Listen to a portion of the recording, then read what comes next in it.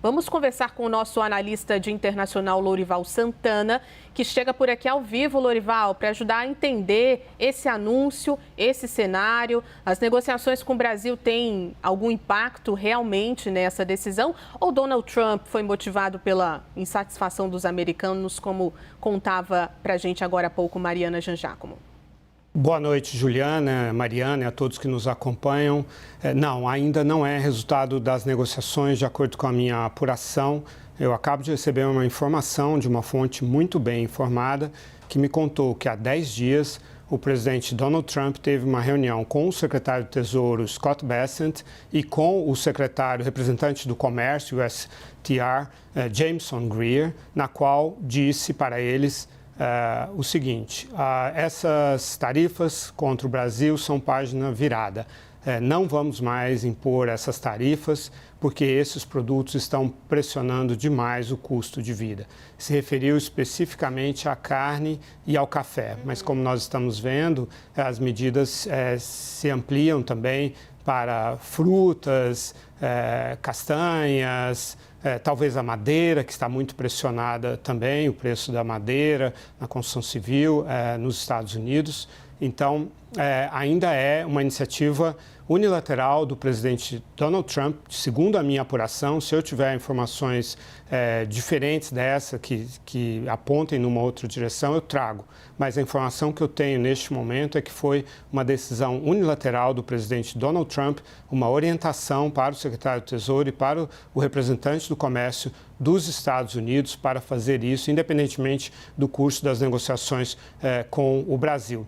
A carta do Trump, nesse sentido, ela é um pouco enganosa, né? Misleading, como se diria em inglês, porque ela dá a impressão de ser resultado de negociações com o Brasil, de conversa com o presidente Lula. É claro que o ambiente está melhor, mas a causa não é essa. A causa é essa que a Mariana vinha descrevendo muito bem, ela que mora nos Estados Unidos e sente isso na carne e que se refletiu nas eleições no início de novembro, né? Uma derrota flagrosa dos republicanos para os democratas em Nova Jersey, na Virgínia, na Califórnia e na Pensilvânia. Então, ali, os republicanos começaram a pressionar fortemente o presidente Trump. Afinal, daqui a um ano tem eleição de meio de mandato que vai renovar toda a Câmara e um terço do Senado. O presidente está politicamente enfraquecido, teve de ceder na questão da lista Epstein, que ele queria que fosse sepultada essa questão, e houve uma verdadeira rebelião dentro do Partido Republicano por causa disso, com um voto quase unânime na Câmara, apenas um voto contra a liberação da lista e um voto unânime no Senado. Todos os republicanos votaram, então, a favor da liberação, contra a vontade de Trump, que teve de ceder e dizer, não, tudo bem, podem votar, mas ele viu que ele ia perder. Então, para não ter essa derrota visível, tão visível assim, ele cedeu. E os outros pontos de incômodo entre os republicanos são precisamente o custo de vida, esse é o mais importante de todos, né? Isso é algo que derrotou os democratas há um ano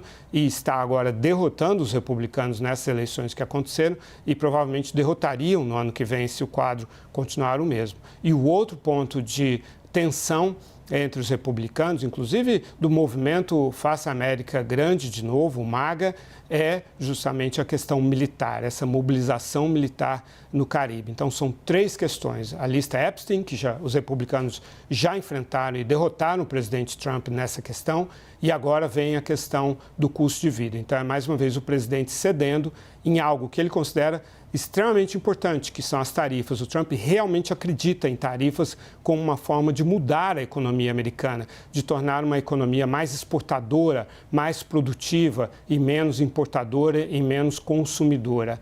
Mas a realidade dos preços teve de fazer o presidente ceder. Aliás, eu escrevi há uma semana, já perdi um pouco o tempo, mas há quase 2 semanas eu escrevi que o presidente Trump ia ter de mudar de estratégia porque na Suprema Corte as tarifas estavam sendo questionadas, nas eleições, nas urnas, as tarifas, o custo de vida foi altamente questionado, então era visível que o presidente Trump teria de fazer uma mudança estratégica. É claro que isso beneficia o Brasil, é claro que isso pode trazer um bom ambiente para as negociações com o Brasil. Mas não é resultado de negociações e o presidente Trump disse que a questão da lei Magnitsky, essas outras questões políticas envolvendo o destino do ex-presidente Jair Bolsonaro, a questão das Big Techs, a questão do que ele considera censura, as atitudes do STF, tudo isso vai ficar para um outro momento. Ele não desistiu disso,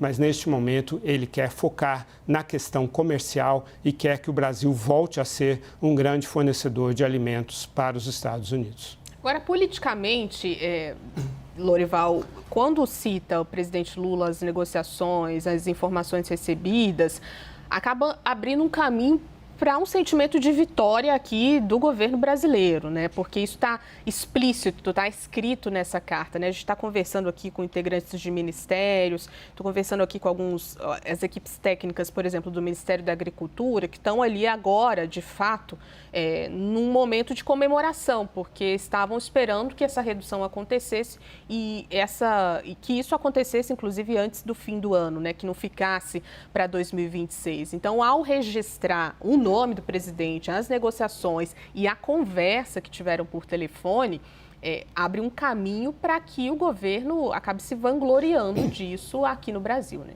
Sim, é natural. É que o presidente Trump, ele nunca admite que errou, nunca admite que está recuando, ainda mais depois que foi colocado sobre ele o estigma de que Trump sempre amarela, sempre volta atrás. Ele ganhou um apelido por causa disso, Taco, Trump always chickens out. E isso, ele odeia ter essa imagem de fragilidade, de ter voltado atrás, é algo que ele não quer que aconteça. Então, por isso, nessa carta, ele deu essa versão de que se trata de negociações, porque aí fica parecendo para o público americano que ele obteve vantagens do Brasil, que ele obteve concessões, que, portanto, a estratégia dele já funcionou e, por isso, em reconhecimento a essas concessões brasileiras, ele está, então, retirando as tarifas. Mas que concessões? Não há concessões. Não há, a negociação está muito no princípio. A minha apuração é a de que a conversa entre Marco Rubio e Mauro Vieira foi uma conversa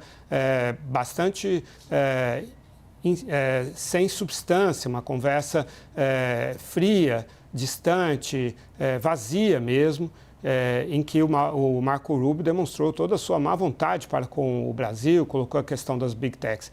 O Marco Rubio está sendo obrigado a executar esse reengajamento com o Brasil pelo desejo do presidente Trump. Mas não há ainda um avanço técnico nas negociações, de acordo com a minha apuração. Se alguém me apresentar evidências no sentido contrário, seria o primeiro a trazer para nós aqui. Mas a minha apuração é de Washington, é de que, segundo o governo americano, essa é uma decisão unilateral do presidente Trump, mas que o Trump não vai apresentar dessa forma, e sim como resultado da estratégia dele. Excelente, Lorival. Qualquer novidade, estamos por aqui.